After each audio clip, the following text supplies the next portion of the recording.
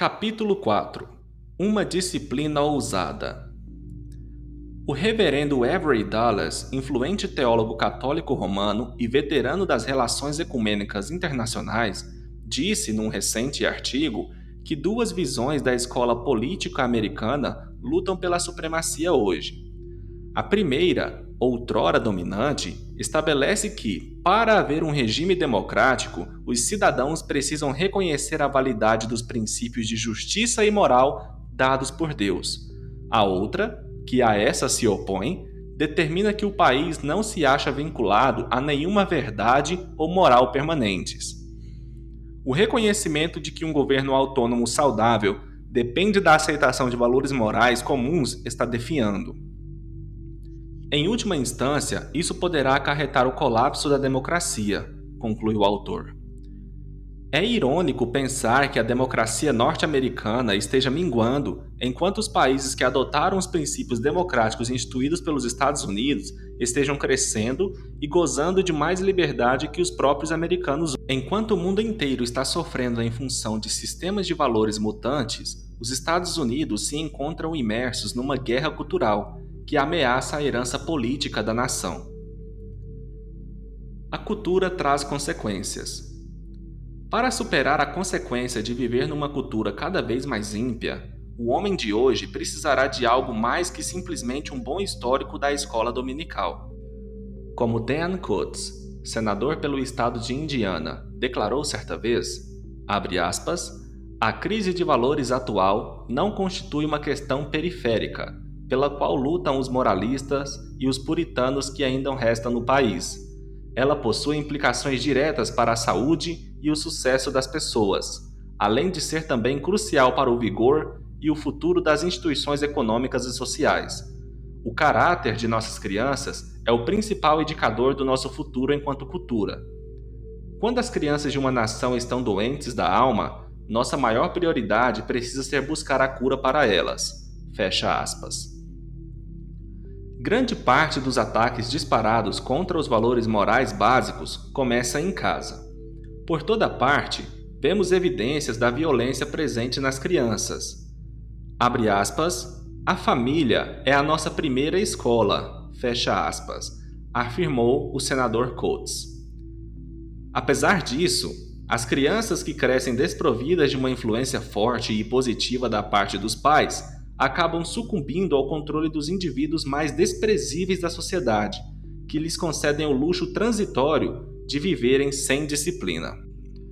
Pat, um pastor amigo meu, ajudou-me num recente evento para homens cristãos que realizamos. Quando já estávamos deixando o local, um homem nos parou e pediu ajuda. Contou-nos alguns problemas que vinha enfrentando no emprego, com a família e na vida em geral. Até o meu filho de 18 anos é um problema para mim, disse ele, concluindo sua ladainha sobre as dificuldades da vida. Ele continua trazendo a namorada para casa e insiste em passar a noite com ela. Olhei para ele espantado, quase sem saber o que foi o que consegui dizer. Ele disse que irá embora se não deixarmos trazê-la para casa, e minha esposa acha que ele ainda não tem idade para sair de casa, afirmou de maneira inexpressiva. Pat e eu ficamos ali, olhando um para o outro, enquanto aquele homem aguardava uma resposta da nossa parte. Fiquei calado na expectativa de que Pat dissesse alguma coisa. Felizmente, ele falou. Mas, será que você não sabe que o homem é quem determina as regras da casa? Pat começou. Enquanto seu filho estiver lá, terá de viver segundo os princípios que você estabelecer. Seu filho está cometendo fornicação debaixo do seu próprio teto, e você está consentindo. Não é de admirar que a sua vida esteja cheia de problemas. Você está debaixo da maldição e não da bênção de Deus. Está agindo como um homem de ânimo dobre e por isso é inconstante em todos os seus caminhos. E o que posso fazer? Perguntou o homem com sinceridade. Seja um homem, respondeu Pat. Ouvi atentamente o que Pat dissera. Agora era a minha vez de falar. Você precisa exercer autoridade no seu lar, expliquei. Não como um ditador, mas como um verdadeiro líder. Eu já disse isso para muitos homens e vou lhe dizer também. Ser legal nem sempre significa agir com amor. E continuei. Com essa atitude de ser legal com seu filho, você está permitindo que ele faça o que é errado. Isso não é amor. A rebeldia dele está muito mais forte que a retidão que você tem. Você está permitindo que a lascívia dele se torne mais forte que o amor que você próprio tem por Deus. Com um olhar de determinação, cujo resultado talvez nunca venhamos a saber, ele virou-se e foi para casa. As características do verdadeiro amor. Amar não é o mesmo que dar ao outrem uma liberdade exagerada. O verdadeiro amor impõe limites e não causa malefício algum ao outro. O desejo, em contrapartida, não conhece limites para a prática do mal. Há um abismo entre o amor e o desejo. O primeiro é o espírito do céu e o outro do inferno. A vida de todos os homens fortes que mencionamos até agora exibe 7 características do amor que acompanham a salvação: o amor por Deus, o amor pelos irmãos, o amor pela palavra, o amor pela comunhão com o Senhor, oração e adoração, o amor pelo ato de servir, o amor pela igreja, o amor pelo ministério, ministros. Se somos pessoas de amor, servas de um Deus que é amor, então o amor divino que há em nós nos levará a exibir uma conduta disciplinada. Aliás, a autodisciplina do cristão é fruto de seu amor por Deus. Nós nos disciplinamos a estudar a palavra de Deus porque amamos o Senhor. Da mesma forma, disciplinamos os filhos porque os amamos e não porque estamos irados com eles. Desenvolvemos a disciplina de praticar exercício não porque temos ódios de nós mesmos, mas porque nos amamos e queremos ter uma mente e um corpo saudáveis. Porque amamos a família que temos que sustentar, que nos disciplinamos a trabalhar para ganhar a vida. Quando somos pessoas disciplinadas, fica fácil trazer a disciplina para dentro do lar. O lar é o microssomo da comunidade. Quem não segue os padrões dentro de casa, dificilmente os seguirá fora dela. O amor cerceia a conduta. O amor a Deus leva o homem a evitar a prática do mal. A religião como um todo atua como um agente controlador do comportamento social. Devido à força que um padrão moral possui, alguns segmentos da sociedade têm buscado acabar com a religião ou torná-la impotente. Isto é capaz de exercer influência sobre a sociedade, de forma que possam levar a cabo seus desejos carnais e viver na lascívia. Um exemplo disso é que muitas pessoas influentes e famosas em Hollywood e no meio jornalístico estão envolvidas em atos imorais. Ou então, acham-se fascinadas pela imoralidade ou são simpatizantes dela. Tais indivíduos esforçam-se ao máximo para estigmatizar o cristianismo, fazendo-o parecer uma doutrina malévola, hipócrita ou intolerante, e usam de métodos sutis e velados para comunicar suas visões distorcidas da sociedade. Relacionam a palavra Bíblia ou cristãos a personagens cinematográficos esquisitos, impiedosos, implacáveis, legalistas ou depravados. O filho pródigo, da parábola narrada por Cristo, rebaixou-se gradualmente até chegar a um nível inferior ao dos animais. A primeira etapa de sua rebeldia foi o desejo por independência. Ele não queria viver segundo os valores do pai, nem se sujeitar à vontade dele. Uma vez liberto do controle da presença paterna e não tendo mais a consciência atormentada pelo amor de uma mãe, o jovem se viu livre de todos os limites morais que o cerceavam. Como consequência, caiu numa vida degradada. Quem se desvia do caminho paga caro por isso. O preço de se levar uma vida baixa e vazia é sempre alto. O jogo da culpa. Para quem comete um erro, é mais fácil responsabilizar os outros pelas consequências negativas do que aceitar a culpa e conviver com ela. Demétrio, o ourives mencionado no livro de Atos, agiu assim. Quando o cristianismo começou a se alastrar, muitas pessoas passaram a adorar o Deus verdadeiro, e com isso destruíram os ídolos e queimaram os livros pagãos que possuíam. Demétrio e outros artífices viviam do talento de criar imagens da deusa Diana. Assim, quando os novos convertidos abandonaram o culto à deusa, a galinha dos ovos de ouro do ourives foi-se embora. Enfurecido pela perda de seu ganha-pão, Demétrio liderou uma revolta na tentativa de acabar com os cristãos e com o cristianismo. A raiz do mal que cometeu foi o desejo por dinheiro. A história está repleta de exemplos como esse. Nero culpou aos cristãos pelo incêndio de Roma. Segundo os historiadores, enquanto as multidões procuravam matar os crentes, ele tocava violino e se alegrava. A culpa é um agente mortífero. Ela sobrecarrega a consciência, oprime o espírito e enfraquece os relacionamentos. Para cortá-la, é preciso eliminar o fator que a provoca. Chegou um momento em que o filho pródigo se arrependeu, eliminando as causas da sua culpa e, consequentemente, a própria culpa. Muitos, porém, não agem assim. Em vez de enfrentarem a responsabilidade pelo pecado, põem a culpa naqueles cuja vida reta os faz relembrar o próprio erro. A Bíblia fala de indivíduos que não apenas têm prazer nas coisas desprezíveis deste mundo, mas também aplaudem quem inventa novas maneiras de se comportar ainda mais lascivamente.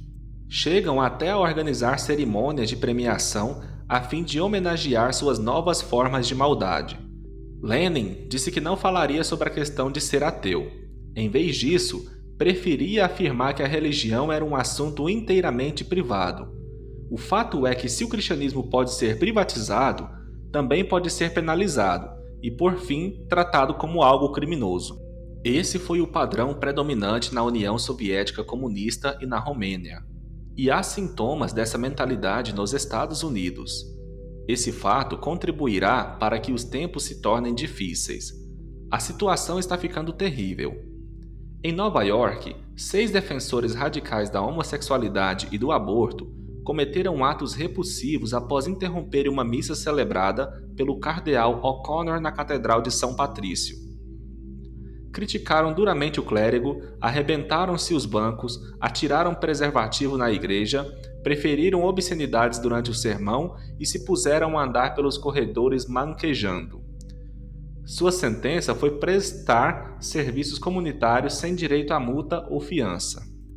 Um homem foi multado em $25 mil e obrigado a pagar mais de 157 mil em honorários aos seus advogados simplesmente porque interditou a entrada de uma clínica de aborto.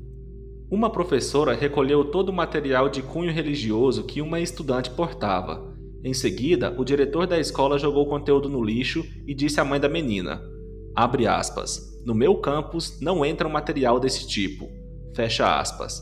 No entanto, nossos materiais didáticos estão impregnados de pensamento humanista e história revisionista.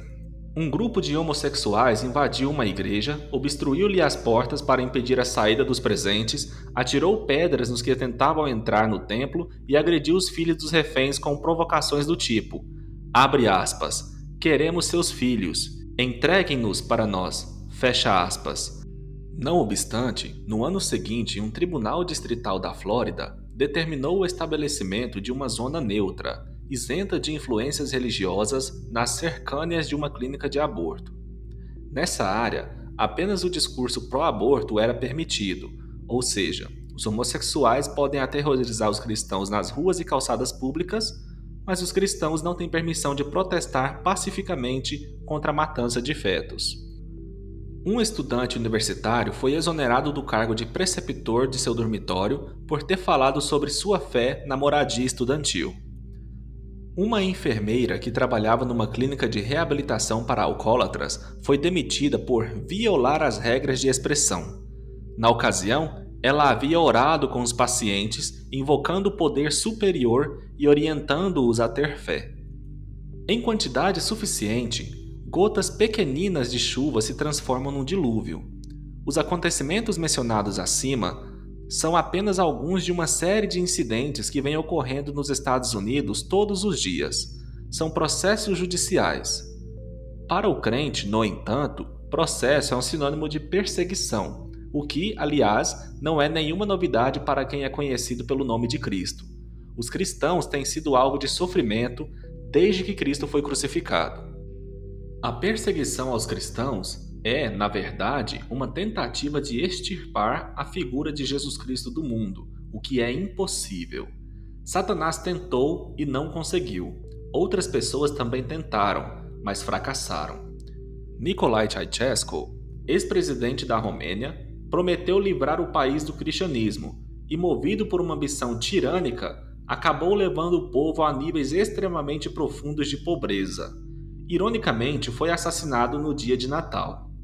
O processo que culminou com a queda teve início com um pastor cristão solitário que se recusou a curvar-se aos decretos do perverso ditador. Esse pastor foi um homem forte naqueles tempos difíceis. As convicções cristãs daquele pastor provaram ser mais fortes que o próprio presidente.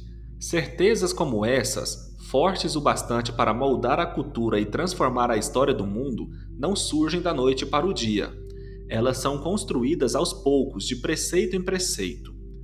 A decisão de crer em Jesus Cristo, que dá início a esse processo, pode não parecer muita coisa quando é tomada, mas constitui o início de tudo. A Bíblia nos aconselha a não menosprezarmos os começos humildes. Desenvolvendo a disciplina. Daniel começou a tomar decisões quando ainda era rapaz. Na ocasião em que foi levado para a Babilônia e escolhido para ser treinado pelos principais conselheiros do rei Nabucodonosor, ele e seus amigos ficaram sabendo que teriam de jantar à mesa do rei. Daniel, no entanto, pediu permissão para que se alimentasse da comida típica de sua cultura e achou compreensão da parte do chefe dos eunucos, que lhes permitiu, por um período, observar suas crenças religiosas no tocante à comida. Terminado o prazo combinado, o responsável pela alimentação dos jovens percebeu que eles estavam mais saudáveis que os demais rapazes e consentiu que mantivessem a alimentação. Essa decisão, aparentemente pequena, tornou-se a base para outras decisões que levaram Daniel a um alto cargo no governo daquela terra estrangeira. A prática que Daniel adotou, de seguir uma dieta rigorosa e jejuar, não é incomum na vida de homens de força espiritual. O próprio Jesus declarou que a oração e o jejum são necessários para expulsar certos demônios. O poder do Espírito de Deus no crente precisa ser mais forte do que o espírito que se encontra no endemoniado. O jejum é uma maneira pela qual se adquire força espiritual. Abre aspas. Mais vale controlar seu espírito do que conquistar uma cidade inteira. Fecha aspas. Diz um provérbio bíblico. Daniel percorreu um longo caminho para alcançar o domínio que tinha sobre o próprio espírito. Abre aspas. Porquanto espírito excelente, conhecimento e inteligência, interpretação de sonhos, declaração de enigmas e solução de casos difíceis se acharam neste Daniel. Fecha aspas. Devido a toda a reputação que Daniel tinha, Nabucodonosor mandou chamá-lo. Abre aspas. Tenho ouvido dizer a teu respeito, fecha aspas, disse o rei, que o Espírito dos deuses está em ti, e que em ti se acham a luz, inteligência e excelente sabedoria. Daniel possuía algo que nenhum homem é capaz de ter longe de Deus. Deus criou o homem com espírito, alma e corpo. Na alma acham-se a mente, as vontades e emoções. A vontade é o centro das ações resolutas do homem e o lugar onde ele estabelece os seus propósitos. O sétimo sentido. Ao ser criado, creio que o homem tenha recebido 5 sentidos físicos e um sexto relacionado à capacidade mental. A inteligência humana devia ser bastante desenvolvida, porque Adão foi capaz de nomear tudo o que havia sido criado. O pecado, no entanto, deturpou essa faculdade humana e, como resultado, grande parte da sua capacidade se perdeu. Tenho a convicção pessoal de que recebemos ainda um 7º sentido, superior e mais poderoso do que os demais. Trata-se da habilidade de receber o Espírito de Deus e de desenvolver, até certo ponto, características divinas, como ser capaz de ter os pensamentos de Deus, de sentir seus sentimentos, de dizer palavras vindas dele e de realizar suas obras. No meu entender, essa capacidade fazia parte da criação original do Senhor, mas se perdeu em decorrência do pecado. No entanto, quando Cristo a restaura, essa sensibilidade espiritual se torna a fonte de poder na vida do crente. Quando morei no norte da Califórnia, fiquei muito amigo de Charles, um homem admirável. Na época em que sua empreiteira estava começando suas atividades, ele fechou um contato para construir um shopping center a pedido de uma grande empresa. Na manhã em que deveriam dar início à construção, ele foi até o escritório bem cedo. Enquanto colocava os projetos e as ferramentas no carro, correndo para dar conta de se encontrar com os empregados tão logo chegasse ao local, sentiu uma perturbação em seu espírito e ficou preocupado. Sentia uma forte necessidade de orar, mas ao mesmo tempo sabia que precisava correr para o trabalho. Por fim, ele se rendeu e colocou-se de joelhos atrás de sua mesa, apoiando-se na cadeira. Enquanto orava, o espírito aguçou-lhe os pensamentos. De repente, a imagem dos homens que haviam inspecionado o terreno passou-lhe pela mente como um raio. Aquilo o incomodou, mas ele não entendia por quê. Por fim, ocorreu-lhe que ele deveria verificar novamente o terreno antes de iniciar o projeto, realizando ele próprio a inspeção. Naquela manhã, ele constatou uma irregularidade. A linha de demarcação do terreno estava de meio metro fora da marca correta. Ele verificou as marcações novamente, conversou com os mestres de obras, que confirmou o erro. Então, fez as alterações necessárias para adequar o projeto às especificações exigidas. Porém, por andar muito ocupado, esqueceu-se de comentar o assunto e o ocorrido saiu completamente de sua mente no decorrer dos dias. Quando a construção finalmente acabou, Charles ficou esperando a última parcela do pagamento. Por fim, resolveu telefonar para o contratante, que lhe disse que não poderia pagá-los, pois a obra apresentava um erro. Segundo ele, tudo havia sido construído muito próximo da linha de demarcação do terreno. Imediatamente, Charles convocou uma reunião com todas as partes responsáveis. No caminho, lembrou-se da inspeção que havia realizado e voltou para buscar os papéis. Durante a reunião, mostrou a todos o que havia acontecido e provou que o trabalho fora executado e concluído corretamente. Assim, pôde receber o pagamento. A orientação que Charles recebeu naquele dia, dada pelo Espírito de Deus que nele habitava, foi recebida em seu espírito por meio desse sétimo sentido espiritual.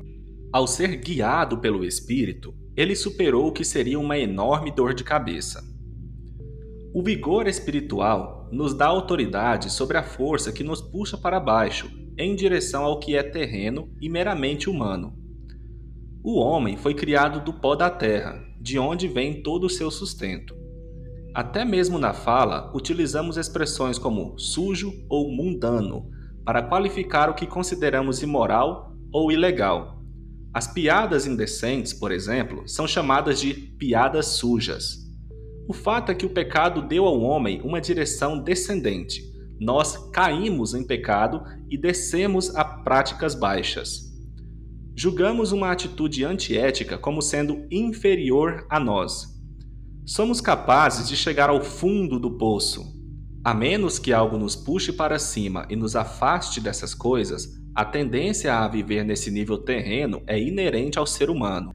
Muito depois de Adão ter pecado, o apóstolo Paulo elaborou uma lista das obras da carne, isto é, qualidades que não resistiram ao poder dessa força descendente. Quando Deus não está presente em nossa vida, somos naturalmente puxados na direção desses elementos desprezíveis. Contudo, Cristo tornou possível recebermos o Espírito de Deus novamente por meio do novo nascimento. Quando isso acontece, também recebemos o poder da ressurreição, o qual atua em nosso espírito e nos capacita a viver acima dos desejos da carne. Isto é, dá-nos o poder de dominá-los. Todo aquele que se torna nova criatura em Cristo possui um poder que os não regenerados são incapazes de imaginar. Ter a mente de Cristo e ser guiado pelo Espírito de Deus significa ser capaz de pensar, agir e ser dirigido por esse sétimo sentido.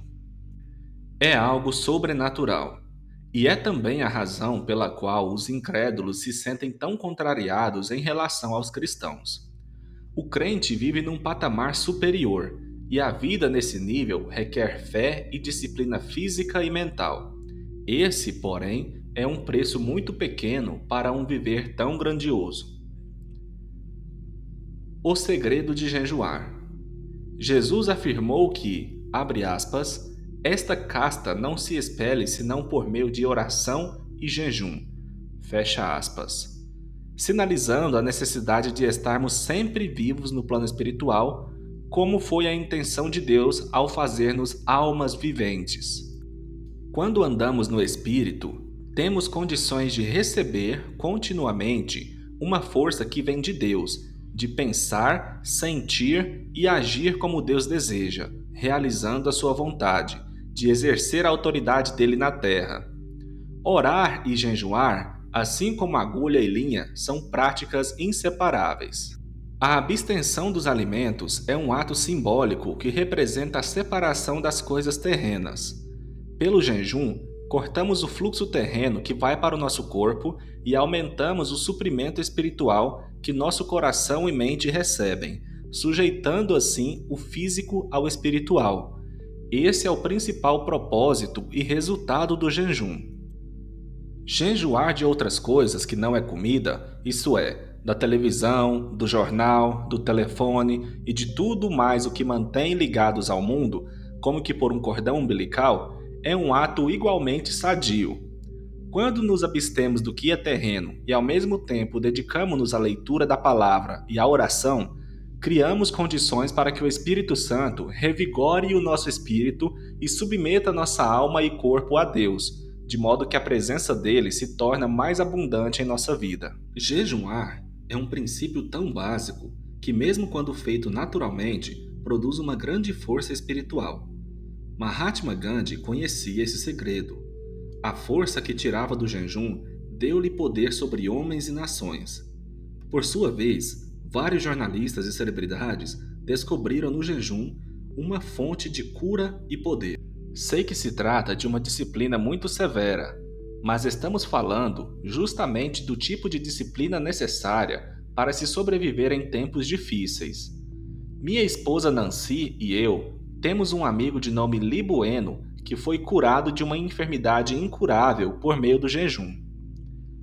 Recentemente, uma amiga próxima chamada Dawn passou uma temporada no local onde Lee organiza retiros. Quando ela desceu do avião, ao voltar para casa, seu marido nem sequer a reconheceu.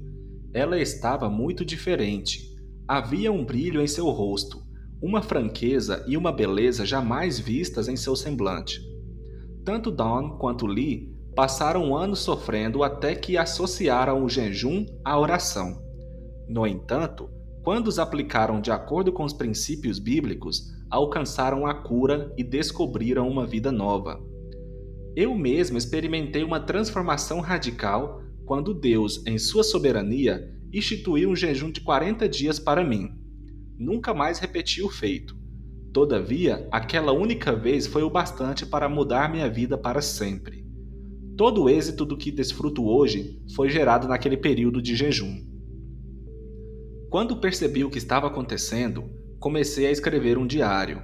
Na época, pouco eu sabia acerca do padrão do jejum. Deus age sempre conforme um padrão, e este padrão se baseia num princípio do reino. Aprendi esses dois princípios incontestáveis entre o 21º e o 38º dia do jejum. Em questão de dias, o Espírito me conduziu de Gênesis a Apocalipse, e as compreensões que tive foram impressionantes. O primeiro capítulo de Gênesis expõe o padrão divino de revelação por meio da narrativa da criação do mundo. Deus sempre começa com uma palavra e em seguida a substância se forma. Deus deu a Moisés um padrão para o tabernáculo. Também deu ao rei Davi um padrão para o templo e ao apóstolo Paulo um padrão para a igreja. Ademais, todas as profecias de Daniel têm em sua base um padrão divino que as sustenta. Quando o homem descobre o padrão de Deus para a sua vida e alicerça sua fé sobre os princípios da palavra, ele passa a ser bem-sucedido em tudo o que faz. Todos os princípios e promessas da Bíblia são chaves do reino. O padrão para o meu jejum consistiu em usar os momentos dedicados ao café da manhã, almoço e jantar para orar e ler a Bíblia. Nos primeiros dias, fiquei praticamente apenas lendo, até que minha mente e meu coração começaram a ser purificados por meio do arrependimento. Com o decorrer dos dias, a oração tornou-se mais real do que nunca, e a fé ganhou uma dimensão completamente nova. Tirando isso, a vida prosseguia normalmente no trabalho e em casa. Por volta do 21º dia, no entanto, a Bíblia se tornou tão viva para mim que, por mais que eu a lesse, tinha a impressão que eu não havia lido o suficiente. Eu estava devorando as Escrituras. Com o tempo, o arrependimento se transformou em súplica. Depois, deu lugar ao louvor e em seguida tornou-se intercessão. Pode ter sido uma experiência única, que jamais se repetiu em minha vida.